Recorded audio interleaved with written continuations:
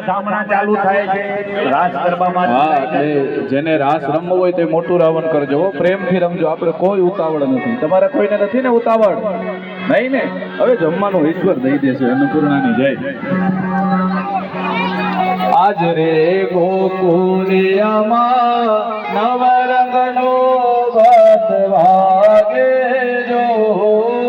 આજ રે ગોકુળિયામાં નવરંગનો ભાત વાગે જો.